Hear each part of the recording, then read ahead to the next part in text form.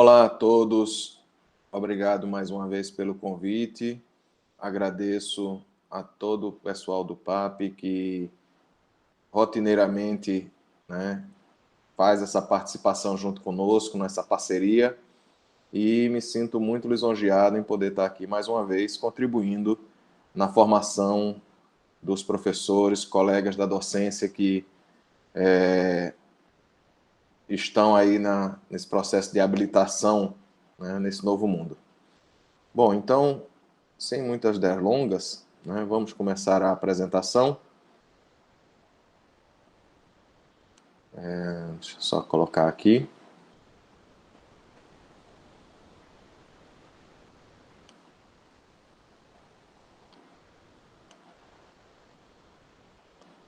Bom, gente, para quem não me conhece ainda, eu sou o professor Henrique Barros, sou aqui de Maceió, né, aqui estão os meus contatos através das redes sociais, aqueles que tiverem interesse, depois quiserem discutir alguma coisa, podem acessar tranquilamente, a gente está sempre disposto aí a ajudar na participação.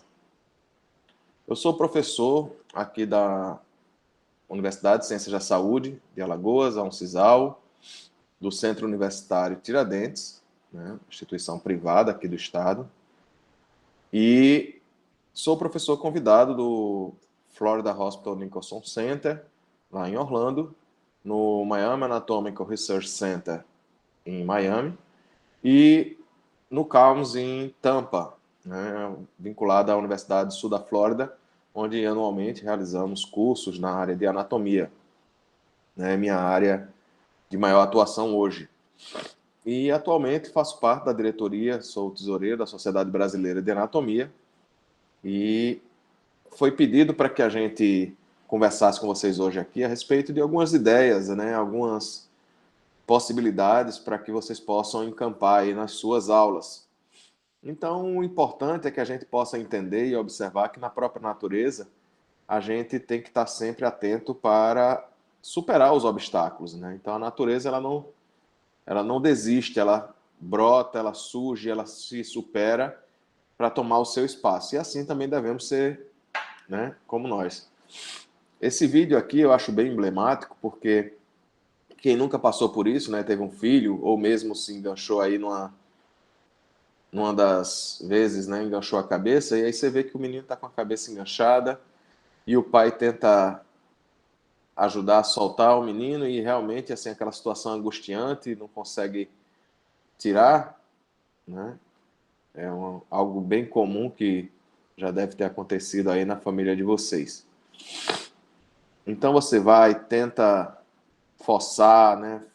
Bota força, mas não consegue mudar o resultado daquilo que você está. Então o menino continua preso lá, né?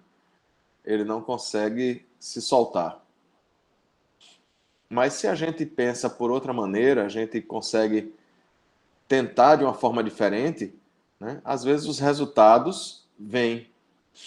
Então, nem sempre a gente vai tentar sempre usar a mesma forma. A gente pode conseguir se libertar, né, dos nossos problemas buscando novas possibilidades. E aí tem esse pensamento que eu acho bem interessante, né, que ele diz assim: se você está chegando para criticar o que já está feito, está chegando tarde. Deveria ter chegado mais cedo para ajudar a fazer. Assinado quem fez quando ninguém queria fazer, né? É o que a gente muitas vezes vê. É a crítica, é a insegurança daqueles que acham que não, nada vai dar certo. Então, como a gente diz, né, popularmente, a gente tem que pensar fora da caixa. A gente tem que buscar novas possibilidades. E eu gosto muito nesse desenho esquemático aqui, ele demonstra isso. Isso aqui é uma representação que acontecia durante os períodos de guerra, né? Então, um general começou a observar os aviões que voltavam do front, né, que voltavam ali, eles tinham suas fuselagens atingidas por projéteis balísticos, e aí acabava marcando, né, e fazendo esse mapa para ver quais eram as regiões mais afetadas desses aviões. E através desse mapa, ele ia buscar novas estratégias. Só que muitas vezes a gente é confundido pelas informações que a gente tem. Então, muitas vezes a gente pega um estudo importante, um estudo analítico, né, interessante, mas a gente interpreta errado. Então, quando a gente vai pensar onde a gente reforçaria nesse avião as áreas para mandá-lo de volta ao combate, né, a gente é tendenciado a levar em consideração as áreas vermelhas, onde ele foi atingido. Só que a gente tem que lembrar um detalhe, que essas marcas foram feitas nos aviões que retornaram dos bombardeios, que retornaram para suas bases.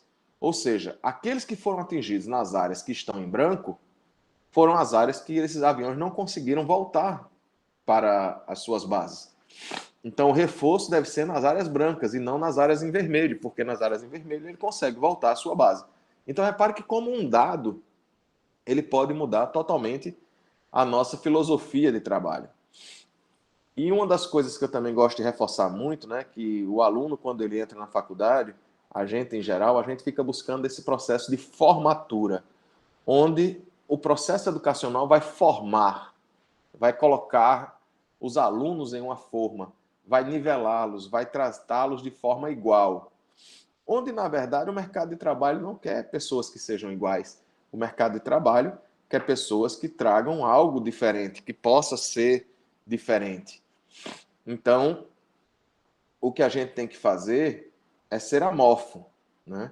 Essa aqui é uma representação de um tipo de artesanato que aqui no estado a gente chama de fuxico, né? Não sei se aí pelo Ceará também se chamam dessa maneira, mas que você pode ver que cada um aqui ele é diferente.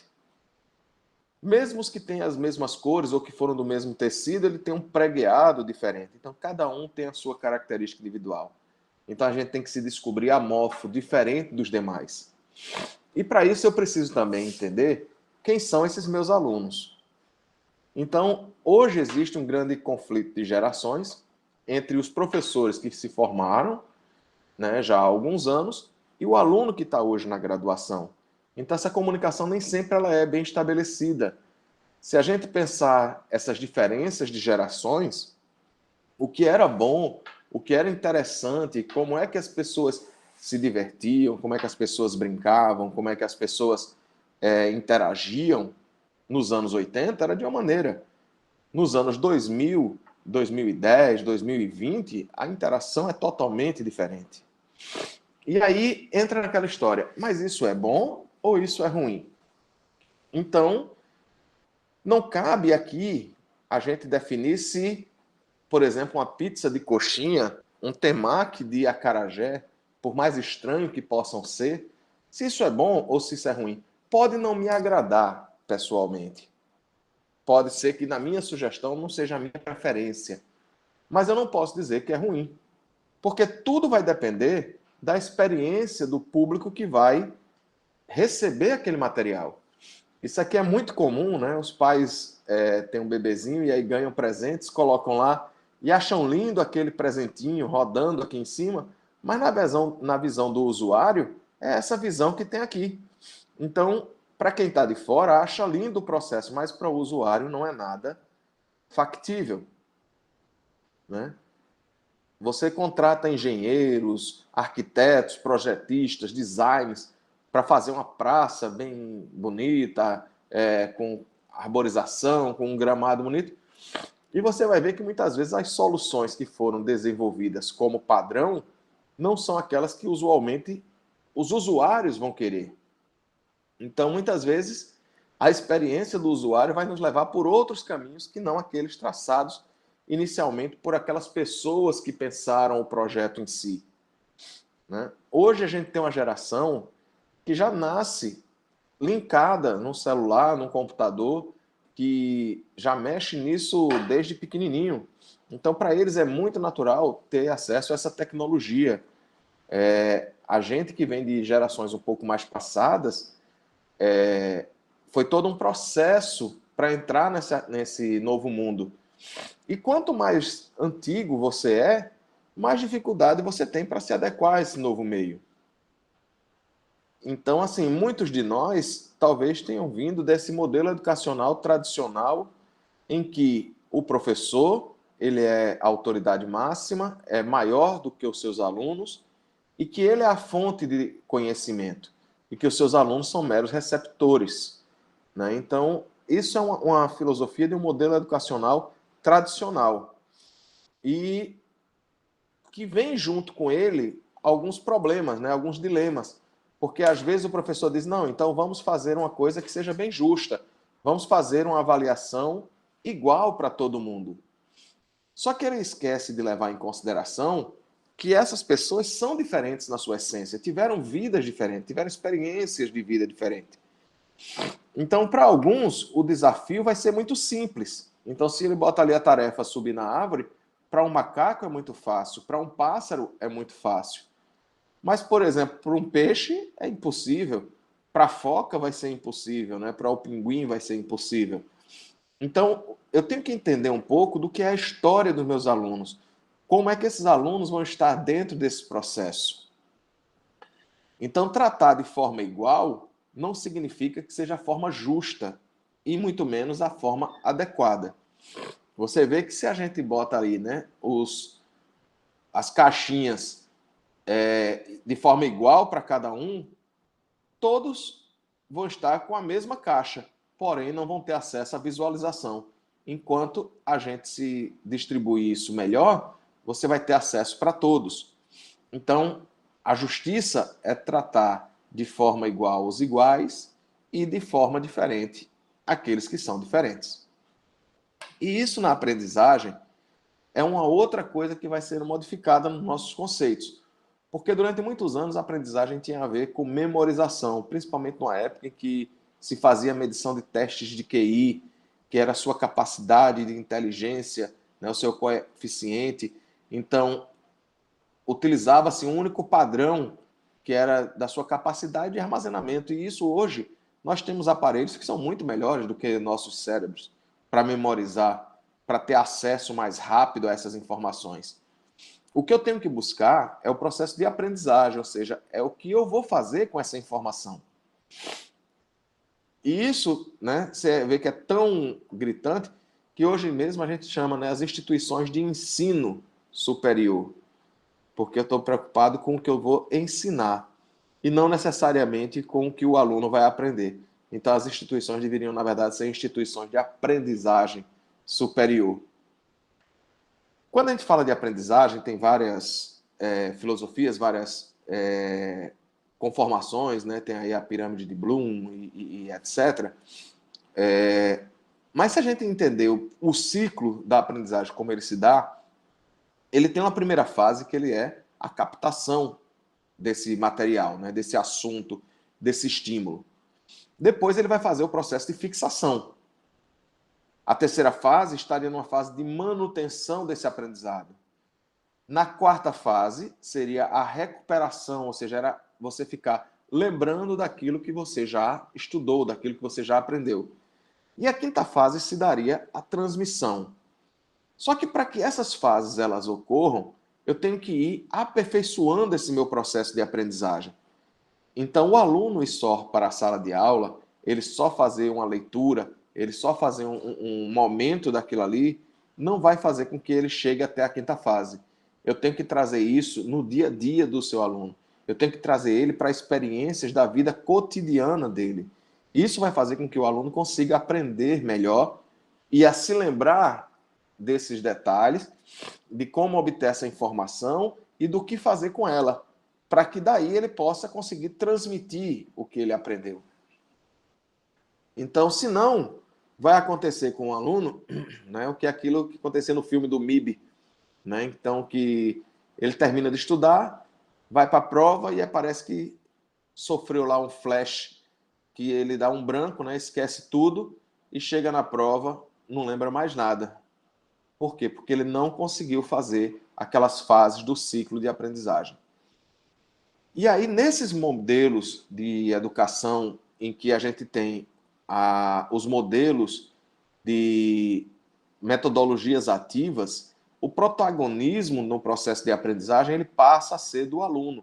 Ele sai daquele processo em que era o professor o centro e que todos ficavam ali recebendo apenas a informação do professor, para um modelo em que ele vai construindo, ele vai desenvolvendo as soluções para aquilo. Então, dentre as metodologias ativas, nós temos várias. Inclusive, assim, algumas que são, às vezes, adaptações também. Você vai criando, você vai se adequando a essas metodologias clássicas, vamos assim dizer, para o seu dia a dia, para a sua realidade. Então, nós temos as aulas práticas, né, que são aulas de laboratório. Ela não deixa de ser uma metodologia ativa, isso é uma coisa que a gente já usa muito nas faculdades, né? A dramatização, ou que a gente chama também de role-play,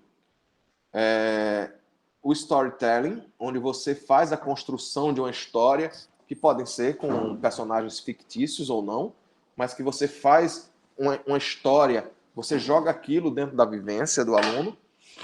Você pode utilizar vídeos, filmes que tragam na sua essência alguma temática a ver com aquele conteúdo que você está abordando. Então não é que você vai lá só simplesmente passar o vídeo, passar o filme e mandar o aluno olhar aquele filme, né? Você tem que dar um direcionamento para ele. O que é que ele vai fazer com aquele filme? Porque é uma forma diferente de você assistir como se fosse um momento de lazer. Você vai estar assistindo, buscando alguns detalhes na experiência que aquele filme está trazendo. Tem uma forma, né, de metodologia ativa que hoje, na área de saúde, na área de administração também tem crescido bastante, que é o PBL, né, que é o Problem Based Learning, em que são construídos problemas, né, e a partir desses problemas você vai construindo, você vai trabalhando em cima de evidências.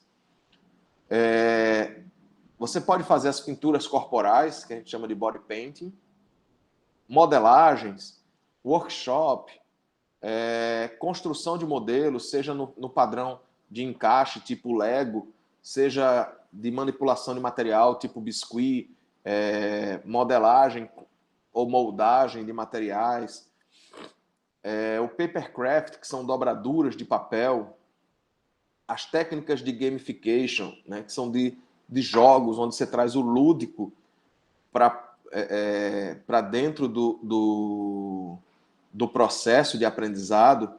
E aí ele pode ser eletrônico, pode ser um tabuleiro, pode ser através de QR Codes, através de gincanas. Então isso aí fica através da criatividade do professor e dentro da sua especificidade de curso. Outra técnica é a do peer instruction, que nada mais é do que aqueles clickers, em que você aperta as opções de forma rápida, aparece lá uma pergunta, um questionário, alguma coisa, ou uma pergunta mesmo oral, e aí as pessoas optam, né, por alguma das opções que estão ali dispostas, através de um aparelhozinho que a gente chama de clicker. Ah, mas isso é uma tecnologia que às vezes é muito cara, eu não tenho na faculdade. Aí você pode usar aquelas plaquinhas coloridas, pode ser uma plaquinha A, B, C, D, então tem vários. E tem algumas ferramentas, como por exemplo o Socrative, o Kahoot, que são ferramentas que possibilitam você trabalhar no peer instruction, só que ela te dá uma gama de resultados. A gente vai mostrar alguma coisa a respeito disso para vocês. Você tem a técnica de host também, que é uma aprendizagem em grupos muito interessante, em que você tem uma pessoa central, que vai ser o seu host, e você vai fazendo mudanças de grupos e trabalhando os problemas com esses grupos. Então, você começa a partir de um problema único, mas que cada grupo vai dando solução, e a partir do momento que você vai trocando, entre aspas, as estações, trocando de grupos, as soluções de um grupo vão permeando para outra, até que se chegue a uma solução final da turma. Então, isso é um trabalho muito interessante também. A técnica do TBL, não confundir com o PBL, né, que é o Team Based Learning, esse aqui é o aprendizado em grupos, em que você, muitas vezes, tem um ponto de vista, você tem uma forma de abordagem, porém, ela não necessariamente é a melhor. Quando você tem um grupo para discutir aquilo ali, isso se torna mais palpável e normalmente os resultados são melhores. Então, quando é um aprendizado de grupo. Através da problematização, né? Isso aí vem uma técnica que a gente chama que é o arco de Megarese. E esse arco de Megarese, ele possibilita você sair de um problema inicial, fazer uma teorização, você vai buscar uma solução e trabalhar problemas. Isso você pode fazer para nivelamento, é maravilhoso esse processo de problematização, porque eu posso pegar pessoas com diferentes níveis de experiência, diferentes níveis de aprendizado, com diferentes histórias de vida, e que cada uma vai buscar uma solução baseada numa teoria que eu vou mostrando, e vão construir uma solução juntas. Então é muito interessante isso aí. Estudo de casos, isso é bem comum também, a gente faz bastante, né? E a gente acaba ficando dentro desses modelos educacionais, né, que já é por si só um bicho estranho, né? Já aparece aqui como o ornitorrinco, e você não sabe se ele é mamífero, se é ave, se o que é que ele é, porque ele parece um pato, parece uma lontra, parece o que é que é. Então, para você entender que é um mamífero, mas que bota ovo, que tem um bico, que tem nadadeira, que fica também nada. Então, assim, é um negócio difícil da gente entender o ornitorrinco, né? E os modelos educacionais também da mesma maneira. Principalmente porque a gente tem um detalhe. A maioria dos professores universitários, eles não têm uma formação pedagógica. Então, muitos deles vieram das suas áreas de atuação e, por estarem nessas áreas de atuação, com algum destaque, com alguma expertise maior, eles foram convidados para dar aula sobre aquela temática. Mas eles não tiveram a preparação de pedagogia, eles não tiveram a preparação docente. Então, para eles, entender o funcionamento de modelos educacionais é muito mais difícil. E aí, hoje, piorou mais ainda, porque hoje a gente tem um modelo que a gente chamava de um ensino tradicional, que era presencial, um estilo de ensino EAD, que durante muito tempo ficou desacreditado pela sua qualidade no Brasil, né? Onde você vai estudar à distância, e o fato de você não estar sendo, entre aspas, cobrado, isso fazia com que as pessoas desacreditassem muito no método, né? Mas é um método totalmente diferente, e que não deve ser confundido com os sistemas que muitos, talvez, de vocês estejam usando agora nesse momento de pandemia, que são dos encontros síncronos e assíncronos. Isso não é EAD. EAD tem toda uma preparação diferente. Isso aqui é uma aula totalmente, é uma outra aula, né? Não vai dar para a gente explicar tudo hoje aqui, mas eu quero que vocês entendam que a gente pode ficar entre o modelo de ensino tradicional, presencial, o EAD, montando um modelo que a gente chama hoje do modelo híbrido, e que aí, cá para nós, é o que vai acontecer na nossa educação daqui para frente. Isso aí vocês podem ter certeza, né? Já era algo que viria a acontecer e, por conta da pandemia, acabou sendo acelerado. Esse modelo híbrido ele vai estar cada vez mais forte e mais presente. Isso não quer dizer que ele não tenha ou que vá perder qualidade. Pelo contrário, você pode ganhar justamente porque você vai tentar potencializar o melhor das duas ferramentas. Mas para muita gente isso aí é pior ainda, né? Então sai daquele ornitorrinco para um dragão, para um bicho de 7 cabeças, que é algo muito pior. Mas aí esse processo de virtualização do ensino, ele já está determinado. É uma coisa que, infelizmente, para aqueles que pensam de forma mais tradicional, é um caminho que, infelizmente, é sem volta. Como também foi sem volta um monte de coisa na nossa vida. Então, hoje o mundo ele está virtualizado. O futuro, ele é para isso agora.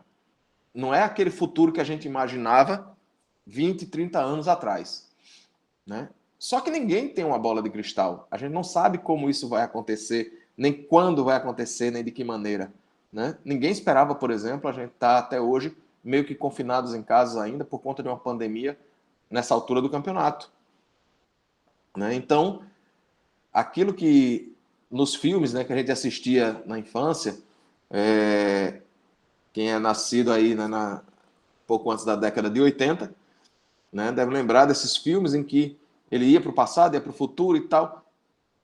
Mas era um futuro que não sei se era exatamente aquilo que era o que eles esperavam. E a gente olha hoje, quando a gente assiste esses filmes, vai dizer assim, olha, o futuro que eles imaginavam não era bem aquilo. Hoje a gente tem um mundo totalmente conectado.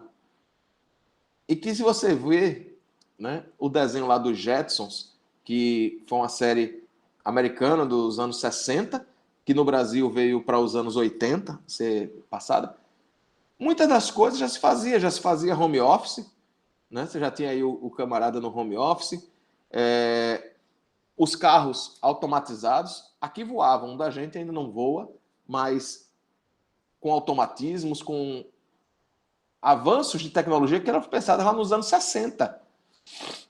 Então, quem diria que, por exemplo, o primeiro computador da Apple, que estava assim nesse protótipo, viraria esses processadores, ou esse computador aqui, ou que aquele computador, né, o ENIAC, o primeiro computador do mundo, que era toda uma sala, uma série de circuitos e tal, se tornaria hoje um microcomputador, hoje uma coisa que às vezes nem no computador você está usando mais, hoje você é tudo no celular, né? E que evolução também foi do celular. Isso não volta mais atrás. As câmeras fotográficas, quem lembra aí, pouco tempo atrás, a Kodak, que era uma das empresas mais poderosas do mundo, acabou, porque o mundo girou. A coisa virou a chave. Então, antigamente a gente tinha máquina fotográfica, tinha que ir revelar o filme, tinha que fazer isso, tudo. Você tinha que ter uma máquina profissional para ter uma foto boa. Hoje você tem fotos de excelente qualidade no seu celular. Então isso mudou, né? Hoje você tem celular aí com milhões de câmeras, né? Os veículos mudaram, viraram elétricos, híbridos, enfim. A televisão, daquela televisão da década de 60, da TV Tupi, hoje as pessoas assistem YouTube, o IGTV, não ficam perdendo tanto tempo mais assistindo a televisão propriamente dita como a gente assistia anos atrás. A indústria mudou e a cada vez mais é feita a substituição humana, né? Robôs hoje tomam o nosso lugar para serviços mais perigosos, mais precisos. Então, olha como mudou a nossa vida, né? Então, a gente saía de um assentozinho desse, quem não conhece isso aqui, era uma namoradeira, né? O namorado ficava de um lado, a namorada do outro. Depois eles foram aqui evoluindo para outros modelos, uns que eram aqui, mas eram com 3 lugares, que era para ficar com o irmão da moça aqui no meio, ou a mãe, ou alguém da família aqui no meio, o namorado de um lado do outro. Disso aqui saiu para uma cadeirinha, uma namoradeira, já com o telefone, com a mesinha de telefone, para fazer aquelas ligaçõezinhas de amor. Hoje é no Tinder, é pelo computador, é um amor virtualizado, e que já pessoas já começam a ter trabalho de relações, né, pessoais, relações sexuais virtualmente. Aquela bebê de proveta que foi desenvolvida nos anos 70, né, foi desenvolvida a extrauterina, hoje é uma coisa mais simples, é natural. Ela hoje já está aí, olha, essa senhora, né, já está aí com mais de 40 anos. O modelo que foi instituído lá pelo grupo McDonald's no início, que está bem bem relatado lá no filme Fome do Poder, é um modelo que hoje as empresas investem nisso. Então, hoje você tem farmácias com drive-thru, você tem supermercado com drive-thru, com autoatendimento.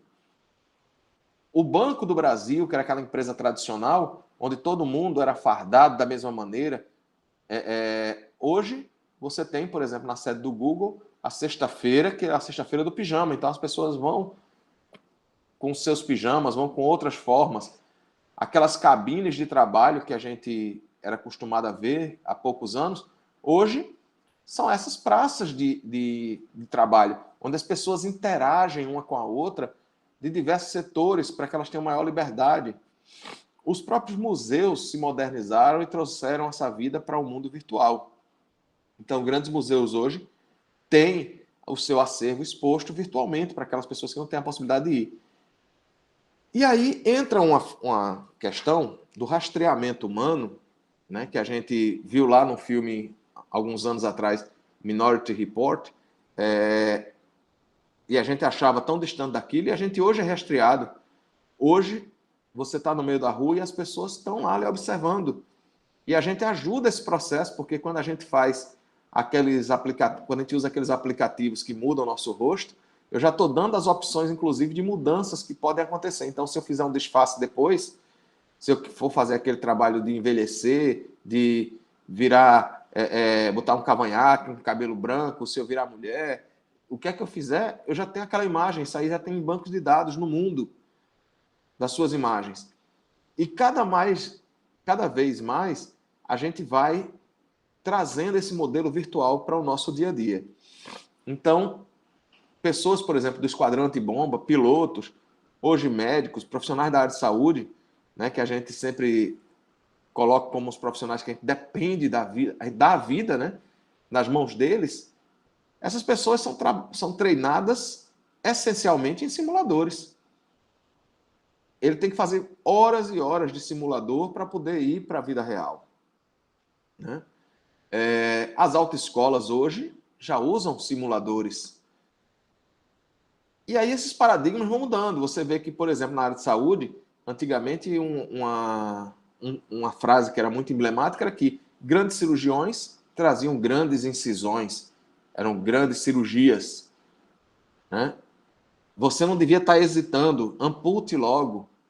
Mesmo que muita gente acabasse morrendo, mas eles amputavam logo, tinham que ser rápidos, né? Então, porque não tinha anestesia, porque era um processo que eles não tinham tanto conhecimento, né?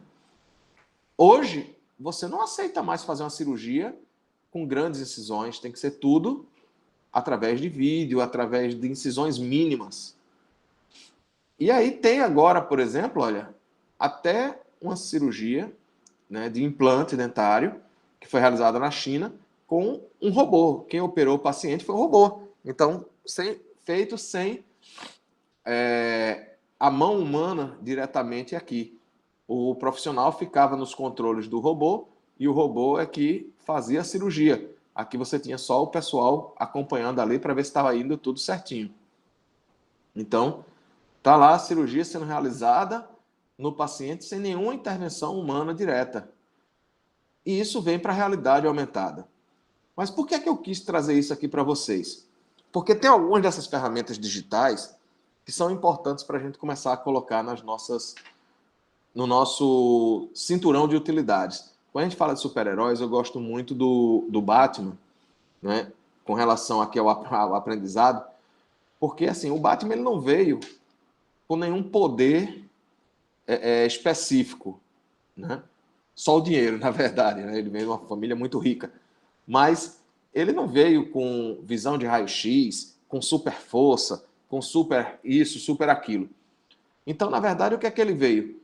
Ele desenvolveu um cinto de utilidades em que ele, para cada situação, ele tem uma ferramenta ali para poder resolver. Assim tem que ser o professor. Então, entendendo que esse processo de virtualização é um processo que não vai voltar para trás, certo? Ele não vai voltar, eu tenho que me aliar a ele e saber usar essas ferramentas. Então, hoje eu tenho ferramentas que a gente chama de podcasts para gravar áudios de aula, de material, de conteúdo, de material para o aluno. Eu tenho os live streams, eu tenho editor de imagens, eu tenho ferramentas digitais, como a gente falou, Kahoot, Socrative, aqui tem alguns na área de anatomia, né? Tem o MindNode para mapas mentais. Então, tem vários aplicativos que hoje a gente tem disponível, as redes sociais, ferramentas de videoconferência que a gente tem utilizado, ferramentas, né, de streaming para montar as videoaulas, então o Dailymotion, o YouTube, o Vimeo, o próprio IGTV, a TV UOL, são ferramentas que hoje cada vez mais estão sendo utilizadas como aliados para o ensino. Tem algumas plataformas digitais, como o G Suite, e aí algumas universidades, né, estão adquirindo, o Microsoft Teams, o Moodle, redes de compartilhamento e de colaboração, como a Trello, o Asana, o próprio Dropbox e o Google Drive, o Slack. Tem o Wikispaces, que na verdade o Wikispaces ele foi um dos primeiros, ele hoje não está mais ativo, ele foi inativado. Hoje a gente tem ainda o PBWorks, o WikiHub, o Confluence, o TikiWiki, que são ferramentas interessantes, a gente vai mostrar aqui uns exemplos para vocês. Só que dentro de tantas opções, qual é que eu devo usar? Então, tem várias. Eu vou dar aqui alguns exemplos para vocês, que é o que, na verdade, né, era o maior foco aqui da minha aula hoje.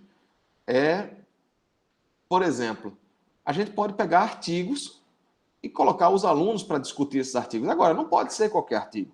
Eu tenho que ter um artigo que, logicamente, tem a ver com o tema, mas um artigo que traga alguma coisa de interesse para esse aluno. Então, por exemplo, aqui foi um artigo que a gente, quando estava dando aula de sistema reprodutor masculino, né, eu encontrei esse artigo e trouxe aqui para os alunos, eles para discutirem. Então, esses cientistas coreanos, eles observaram que a diferença de tamanho entre o dedo indicador e o dedo anular, quanto maior fosse essa diferença, maior seria o tamanho do pênis do indivíduo. Então, isso aí é uma temática que o aluno já se interessa por si só, já começar a ler. Ele já começa a olhar se o dedo dele se é maior, se é menor. Então, isso faz com que ele tenha interesse em fazer aquela leitura, e não uma leitura só de forma obrigada. E aí, para quem acha que é brincadeira, né, tá lá. Tá no Asian Journal esse artigo, né, como uma forma de predição, né, entre o tamanho do pênis e essa relação dos dedos. Você pode utilizar os livros textos, né? No caso, na área de saúde, a gente tem muitos atlas, seja de anatomia, de patologia, enfim. Softwares 3D, isso aí é cada vez mais comum. Então, na área de anatomia, estou trazendo aqui alguns, porque é minha área, mas tem vários aí. Na área de arquitetura, tem vários softwares 3D aí, pessoal de engenharia, né, aquelas plataformas do AutoCAD. Aqui são atlas de anatomia, onde você mostra procedimentos e tal. Esse aqui, por exemplo, é uma plataforma bem interessante, principalmente para quem é da área de engenharia, que está assistindo aí, né? Ele tem da área de engenharia de saúde, mas principalmente na área de engenharia, ele tem todos os laboratórios que a gente tem na faculdade, ele tem ele de forma virtualizada. Então, o aluno, não é que ele vai deixar de ir para o laboratório, mas ele pode treinar primeiro no laboratório virtual e quando ele for para a prática com o professor na sala de aula, ele otimizar o seu aprendizado. Então, em vez de ele chegar lá para poder começar a entender o processo, ele já treinou em casa antes e já chega lá preparado. Então, tem lá diversos laboratórios, né? Então, o aluno vai, mexe, regula todos esses equipamentos virtualmente, como se ele estivesse fazendo o mesmo passo a passo dentro do laboratório presencial. Aqui está o contato, por exemplo, desse grupo, né, da Algetec. Quem tiver interesse depois pode seguir e pode conseguir mais informações. Por exemplo, tem aqui o Belos 3D, é um outro software que a gente faz, e aí, por exemplo, você pode fazer um escaneamento, isso aqui com celular. Isso aqui é um escaneamento 3D, que você vai fazer do celular, depois você pode fazer a impressão e a construção de modelos, né? Então, ó, a mesma coisa, isso aqui usando celular.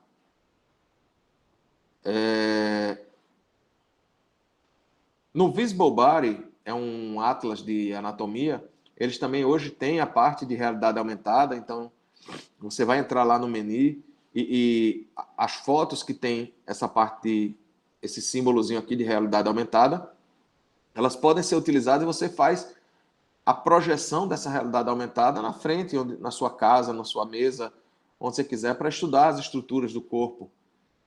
Né? Esse aqui, ó, é do Visible, não é do Visible Body, é do Google 3D Animal, em que você tem os animais, aí você tem vários animais que você pode escolher, né? E pode observá-los tridimensionalmente, eles em movimento. Pode utilizar modelos planetários, por exemplo. Então tem lá, ó, eu quero ver lá o Saturno Então eu vou lá, olho Saturno por cima, por baixo, tudo isso através do seu celular. Isso é uma forma de você complementar o material da sua aula, né? Se você quiser ver a estação orbital, você vai lá também, ó. Você faz ela de vários tamanhos. Você que bota lá, escolhe o seu tamanho e vai vendo lá ó, todos os detalhes. Se você quiser dar zoom, se você quiser observar com mais detalhes uma determinada estrutura, né? Um painel solar, uma comporta, sei lá. Enfim, você é que escolhe. No caso aqui, por exemplo, eu também posso trabalhar a parte, por exemplo, da arte, juntar com anatomia. Então você pode tem aqui alguns livros, né, que você tem essa temática. Esse livro do professor Barreto, ele relaciona as pinturas da Capela Sistina de Michelangelo, né, com estruturas anatômicas. Então você pode correlacionar isso, porque o aluno já escutou falar da Capela Sistina, o aluno já conheceu quem era Michelangelo, então ele consegue trazer um pouco mais na realidade dele para o estudo, por exemplo, da anatomia.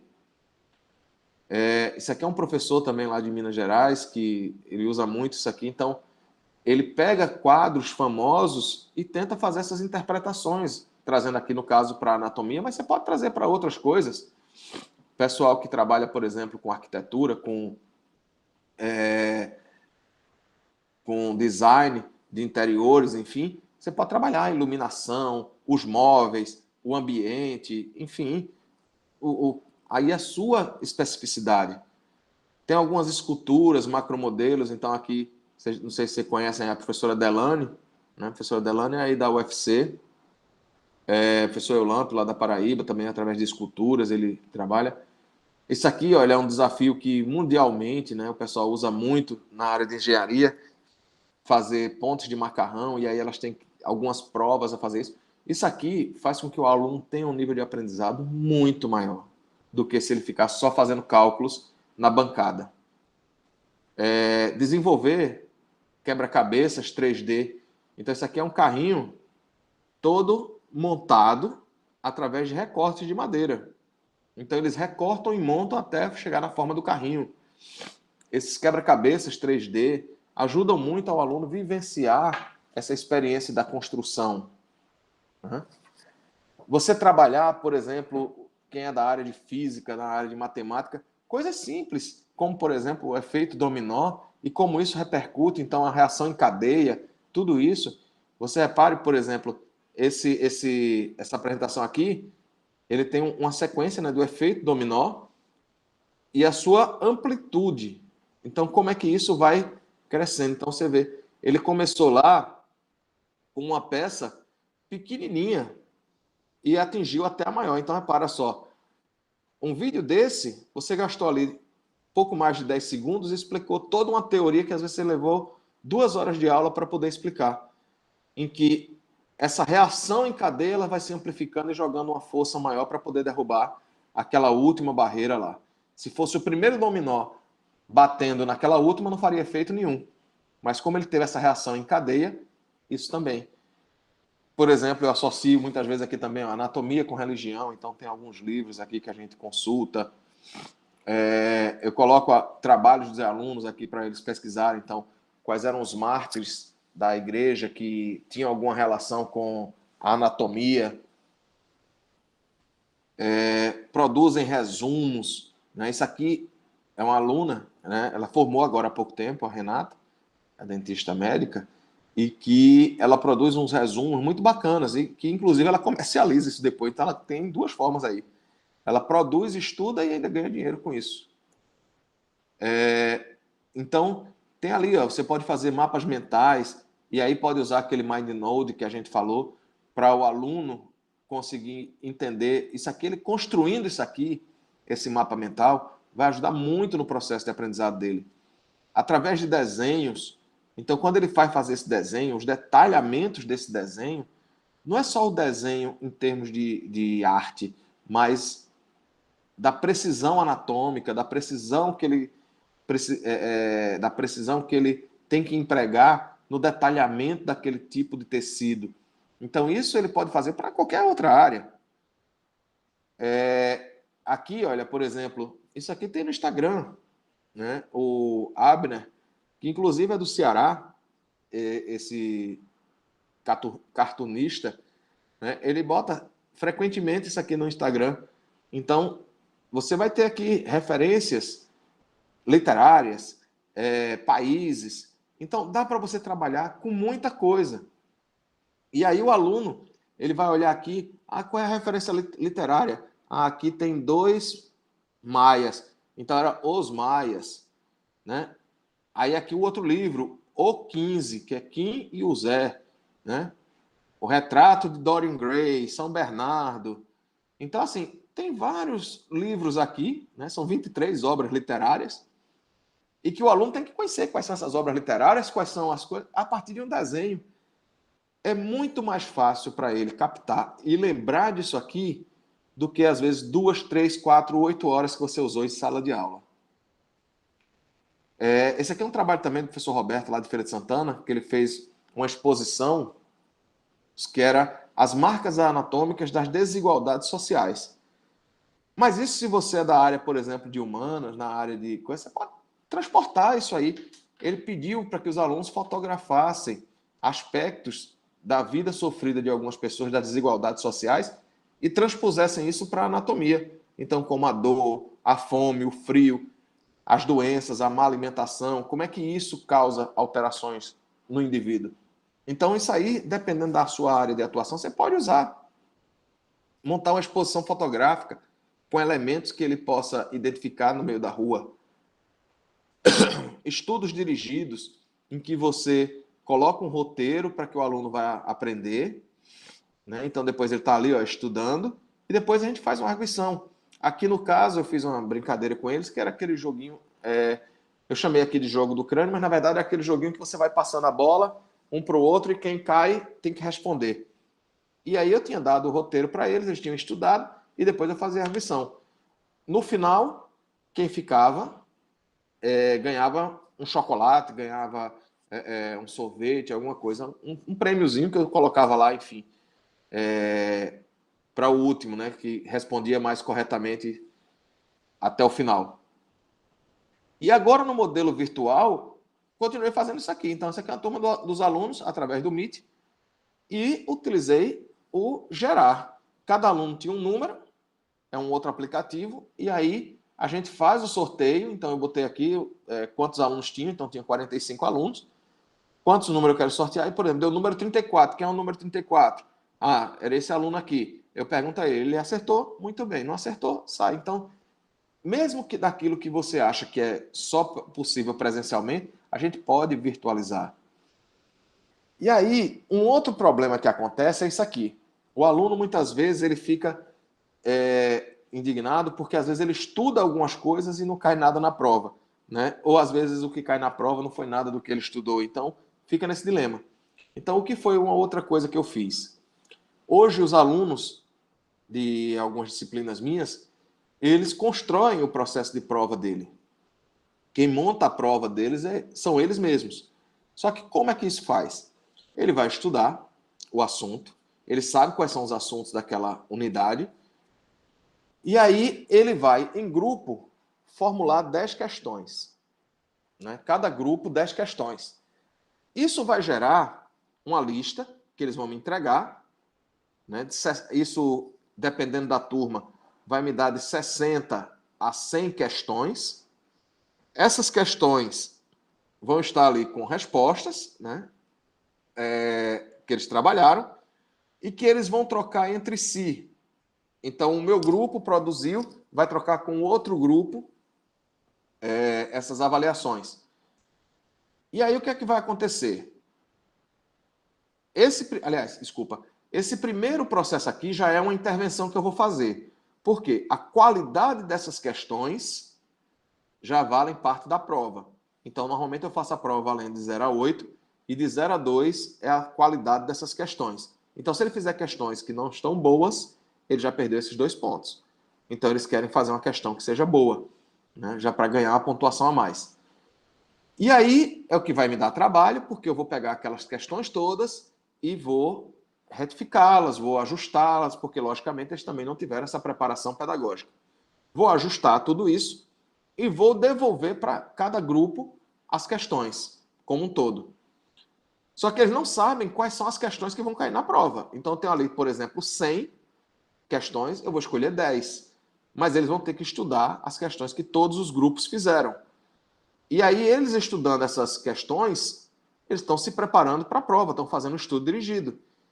E na prova vão cair questões que eles inicialmente fizeram, mas que para eles fazerem, eles tiveram que pesquisar, produzir, retificar, estudar para poder responder na prova. E com isso eu consigo a aprendizagem do aluno, que é onde ele vai ter a nota. Atividade de tutoria também. Então, assim, a minha formação é em odontologia. Aqui, por exemplo, está um caso que a gente bota, por exemplo, na tutoria, um paciente que está faltando aqueles dentes ali. E aí a gente vai discutir. Cada grupo vai defender um tipo de tratamento. Então, eu tenho aqui 5 alternativas de tratamento e cada grupo vai me discutir, vai me trazer qual é a vantagem e a desvantagem de cada uma delas, para a gente ver qual é a melhor solução para aquilo ali. Ah, se eu tivesse, por exemplo, que resolver um sistema de drenagem numa determinada área urbana, como é que eu vou fazer? Então, tem vários processos. Ah, eu quero construir uma ponte, eu quero construir tal coisa. Ah, eu quero... vai ter um caso que vai ser julgado na área de direito lá, então vai ter um caso que vai ser julgado. Quais são as opções que eu vou ter para inocentar ou para acusar? O que é que eu vou colocar? Então, você vai colocando e vai discutindo com os alunos cada uma dessas possibilidades. Aqui a modelagem, né? Aqui também o professor Cerqueira, não sei se vocês devem conhecer aí, ele orientou essa aluna lá do Piauí na época, a Laine, que faz essas obras aí muito bacanas, né? Aqui trabalhos de modelagem que a gente vai fazendo na área de anatomia, né? Tem vários. Mas, por exemplo, você pode fazer a construção de modelagem de material para decoração, para design de interior. Isso aqui é uma mesa para um restaurante onde foi colocado vários potinhos, cada uma com um tipo de tempero. Então, são ideias criativas que eles vão ter que desenvolver a partir de alguns materiais. Então, você diz, olha, o material que você tem é esse, eu quero ideias. E eles vão ter que desenvolver isso. Isso é muito bacana para os alunos desenvolverem. Fazerem maquetes, sejam de micromaquetes, a maquetes não tão profissionalizadas, mas que fazem o aluno entender, a maquetes técnicas. Então, tudo isso é forma de você fazer o aluno estudar e aprender aquele conteúdo. Aqui, ó, da pintura corporal, a construção de modelo para portador de necessidade visual. Então, esse aqui foi um trabalho que o pessoal da Unesp fez, bem bacana. Trazer problemas, né, para discutir soluções. Então, por exemplo, como é que eu explico para um cego de nascença as cores? Ele nunca viu cor nenhuma. Como é que eu vou explicar que o azul é azul, que o branco é branco? Como é que eu vou explicar cores para ele? Então, eu posso buscar elementos. Então, eu quero mostrar o marrom, é isso aqui. Eu mostro ele a textura da terra. Eu mostro através das frutas, através do cheiro, através do tato, através do som. Então, tudo isso são formas de eu poder mostrar para ele soluções. Só que eu tenho que jogar esses problemas para o aluno tentar resolver. Aqui, ó, a construção de mais alguns modelos. Aqui os papercrafts, que pode ser, por exemplo, na área de engenharia, de automobilismo. Aqui mais umas coisas, né, na área de anatomia. Então, isso aqui é um trabalho de um artista que ela faz dobraduras de papel e tá ali, ó, cheio de canudinhos, as estruturas anatômicas. Olha que trabalho bacana, né? Ela faz aqui os órgãos, as estruturas anatômicas, só com papel. Aqui, olha só, isso é dobradura. E aí eu boto meus alunos para fazer isso, mando um trabalho para casa para eles fazerem essa cabecinha aqui, e depois eles apresentam isso aí em sala de aula. Essa cabecinha aqui é um arquivo em PDF que eu passo para eles. E isso tem na área de anatomia, tem na área de engenharia, tem na área... tem diversas áreas. Isso aí na internet você acha vários disso aí.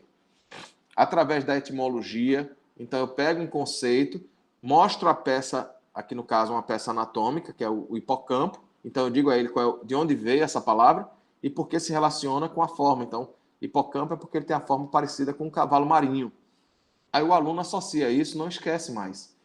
Eu trago filmes onde eu vou discutir aspectos no caso aqui da anatomia, mas você pode ver filmes aí em diversas áreas. Através das videoaulas, né? A gente tem feito essas videoaulas. Tem algumas que já estão prontas lá no YouTube, que você pode também utilizar ou fazer as suas. Né? Isso aqui é uma professora também lá de Minas, que tem feito aí um trabalho muito bacana. Esse aqui é um ex-aluno nosso, hoje ele vive só com essas videoaulas. Ele trabalha e vive hoje só com essas videoaulas. Que é o professor André, lá da Paraíba também, tem feito um canal no YouTube. Então você pode montar isso aí através do Instagram, aqui do professor Roberto, lá de Feira, aqui é da Renata.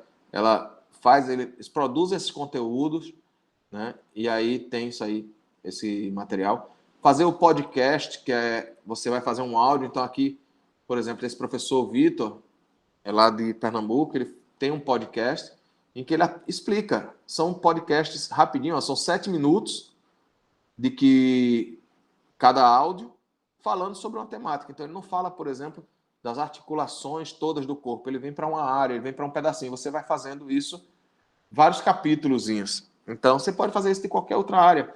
E o aluno escuta isso pela Anchor, pela Spotify, pela Deezer, por qualquer uma dessas. Né? Através de sites e blogs. Aqui é o Pinstruction, que a gente estava falando. São os clickers. Então, ó, não tem clicker. Usa as plaquinhas, letras. Aqui é o Socrative, né? A gente já fez aí até com o PAP aí uma aula só de Socrative aí para o pessoal, né? Aqui mostrando a parte de gincana dele.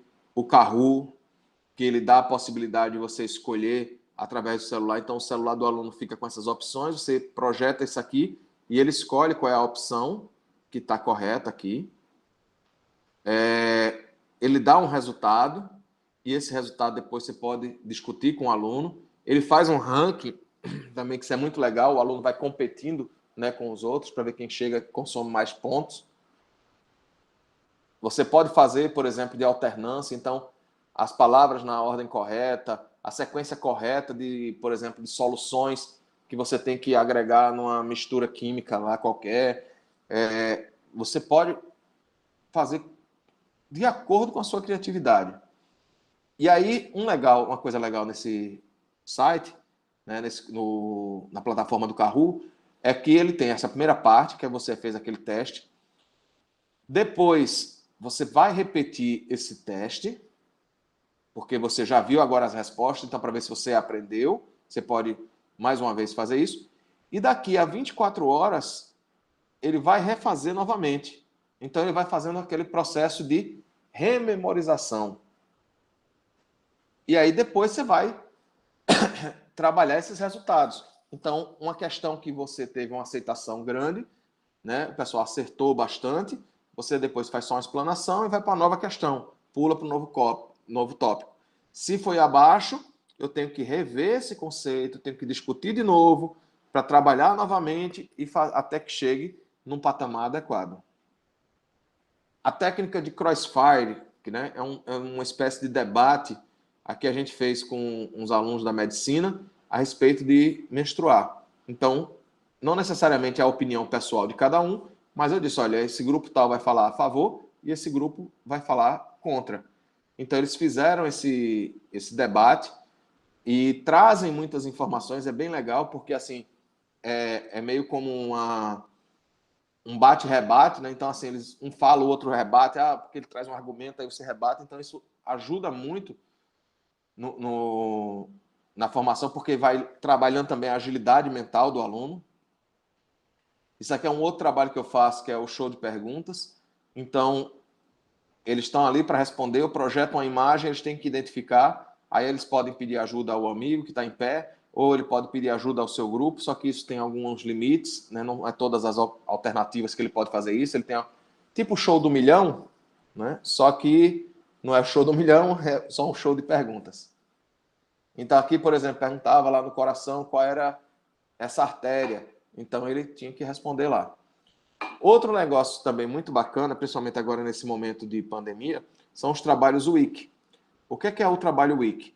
É como se fosse a Wikipedia, em que você faz uma construção em conjunto. Então isso aqui estimula o trabalho coletivo, a reflexão, né? e a discussão antes de fazer qualquer modificação, porque eu vou pegar um texto, outra pessoa vai vir em cima do meu texto, então eu não posso quebrar muito aquele texto, eu tenho que deixar ele fluido. Isso aí eu tenho que fazer pesquisa, eu tenho que buscar novos textos, eu tenho que divulgar. Isso pode me servir para divulgar projetos que sejam desenvolvidos na instituição, principalmente projetos que sejam multicêntricos ou que sejam multidisciplinares. O trabalho coletivo pode ser de professor para professor, professor de aluno, entre professores de outras instituições, cada um colaborando, botando, criando uma espécie de página coletiva. Isso é fácil de acessar e de editar, né? Guarda os históricos. Você pode restringir quem pode fazer as alterações ou não, só quem pode ler, quem pode alterar, quem pode mexer. O visitante pode comentar sobre o que está sendo construído. E as dificuldades é que pode acabar trazendo cópia de outros lugares, né? Isso aí, a questão de plágio, você tem que ter muito cuidado.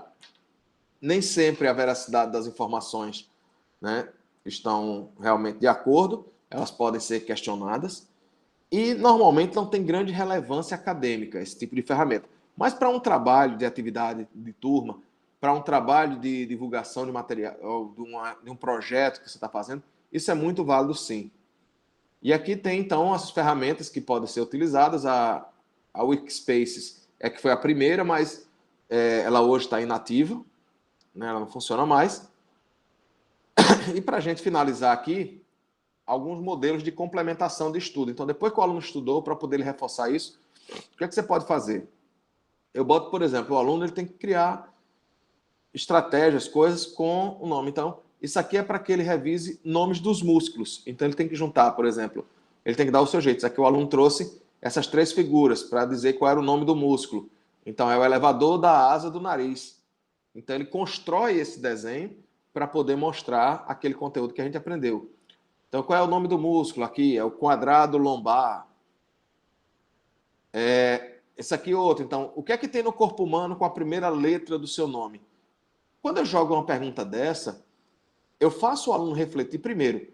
Eu tenho que descobrir o que é que tem no meu corpo humano, só que aí eu tenho que entender todos os outros assuntos antes. Eu tenho que lembrar de todos os sistemas para ver o que é que tem no meu corpo humano que começa com a minha letra. Ah, minha letra começa com H. Então, o que é que vai ter com H? Ah, vai ter o osso hioide, vai ter isso, vai ter aquilo. Então, eu vou encontrando, seja no sistema esquelético, articular, muscular. Isso você pode colocar, então, por exemplo, o que é que tem na sua cidade, o que é que tem sei lá, qual é o elemento químico que tem, qual alguma coisa que tem a ver com o aluno, né? Ele pode produzir desenhos. Então, aqui, por exemplo, foi um desenho que eles produziram a respeito do processo de cicatrização, né? Então, eles fizeram esse material aqui, né? Esse aqui foi um professor que enviou, não foram alunos meus. Eu achei bem interessante. A gente desenvolveu, por exemplo, esse joguinho, é um joguinho de tabuleiro, que a gente pode jogar também virtualmente, em que ele tem as cartas, cada carta de cor tem um determinado tipo de pergunta, e aí eles colocam aqui no forma virtual. Então, por exemplo, a gente sorteia quantos números ele vai andar, e aí, por exemplo, esse aqui vai andar até a casa 10, caiu naquela casa lá. Ah, o que é que aquela casa quer dizer? Aí o outro andou na 1, o outro foi para casa 6, e assim eles vão. E vão andando ao longo do tabuleiro e fazendo perguntas. Esse joguinho aqui é um joguinho muito simples, mas que dá muito resultado. É muito interessante como os alunos, quando jogam isso aqui, eles aprendem. Isso aqui em casa eles fazem e aprendem bastante. É aquele joguinho do Quem Sou. Ele vai colocar um nomezinho ali e a pessoa tem que adivinhar. Só que, por exemplo, eu posso fazer na área de anatomia, eu posso perguntar, por exemplo, aqui a gente estava fazendo de sistema esquelético. Então, eu tinha que adivinhar qual era o osso que eu era, né? Então, ele pode fazer. De forma virtual, eu posso usar o Lousa para o iPhone ou iPod para escrever. Eu posso escrever aqui um programinha no celular que você escreve e mostra aqui no celular para o aluno. Mas, por exemplo, eu posso fazer, por exemplo, na área de química. Então, eu vou escolher lá, por exemplo, o hélio e botei lá na testa do meu amigo. E ele, por exemplo, botou potássio na minha. E aí, como é que eu vou perguntar para ele? Eu vou perguntar. Então, por exemplo, eu não sei qual eu sou, né? Então, na minha cabeça está potássio, na dele está hélio. Então, por exemplo, eu vou perguntar, eu sou metal? Aí ele vai dizer, sim, só que eu tenho metal alcalino terroso, em transição, é, é, enfim, mas eu já separei alguns. Aí ele pergunta, eu estou no estado líquido, eu estou sólido, eu sou gás, eu sou isso, até que ele vai aniquilando as perguntas e chegando na informação final para que ele descubra quem ele é. Com isso, ele tem que ter essa tabela toda na cabeça. Só que ele vai treinando, treinando, treinando, tanto que ele vai começando a memorizar ela, e aí ele já vai trabalhando toda essa tabela de uma maneira fácil, lúdica, certo? Do que se ele ficar aqui, hidrogênio, lítio, sódio, potássio, tal, tal, tal, tal. Entendeu? Então, eu posso montar estratégia. Então, eu estou na coluna tal, eu estou na outra coluna, eu estou não sei o quê. Ele vai montar a estratégia dele. Isso aqui eu estou mostrando, por exemplo, aqui na química, porque eu lembro que na época de colégio, era uma das coisas que o pessoal tinha mais dificuldade era de lembrar a tabela periódica. Né? E isso eu já usava desde a época de colégio, essas estratégias. E você pode usar isso aqui para qualquer outra coisa. Quem foram os grandes navegadores? Então vamos testar lá, os grandes navegadores. Eu sou português, eu sou espanhol, eu sou não sei o quê, eu descobri que país, até que você descubra lá. Então você pode trabalhar isso em qualquer área. Aqui na área de anatomia você tem alguns joguinhos, que aí se você procurar na internet tem vários joguinhos de várias outras coisas. Aqui, por exemplo, é um jogo do sistema muscular, que aí eu levo os alunos para a sala ou mando eles jogarem em casa antes deles assistirem a aula de sistema muscular. Aí eles treinam naquele joguinho, eles já sabem onde está o músculo, porque eles ficam jogando isso aqui alucinadamente até conseguir completar a tarefa. Né? Isso aqui, por exemplo, eu achei bem interessante essa imagem. Aí, por exemplo, um professor, colega nosso, usou aqui na aula de patologia dele. Então, para o aluno entender o que é uma célula normal, o que é uma hipertrofia, uma hiperplasia, uma displasia e um câncer. Se você vai explicar isso conceitualmente, é mais difícil. Se você bota uma imagem dessa, o aluno não esquece, porque, primeiro de tudo, ele está com o celular o tempo todo. Então, eles mesmos já ficaram na sala perguntando: o meu tem hiperplasia, o meu tem distrofia, o meu tem isso, o meu tem aquilo outro. Então, cada um, de acordo com seus aparelhos celulares, foram identificando. Aqui, ó, na área de genética, usando os gummy bears, né? Usando aqueles docinhos de goma do ursinho para explicar a genética. Então, esse ursinho com esse deu 2 filhos, e aí os 2 filhos tinham metade, metade, só que aí esse filho casou com esse, que não sei o quê, e vai deixando os pedaços. Então, você vai explicando descendência através da montagem de algo material para ele, que às vezes essa parte abstrata é que o aluno tem a dificuldade. Então, quando ele faz essa construção, ele não esquece jamais. Vamos produzir uma máquina a vapor. Isso aqui não é difícil dele construir. Ele tem como construir isso aqui na casa dele, no laboratório, e aí ele vai entender, por exemplo, que é um motor a vapor. Né? Vai entender como é que gera energia. Aqui, ó, através dos limões conectados, então um circuito em série, fazer trabalhar a corrente elétrica com o limão. Ele vai entender isso aqui muito mais rápido do que se for só na teoria.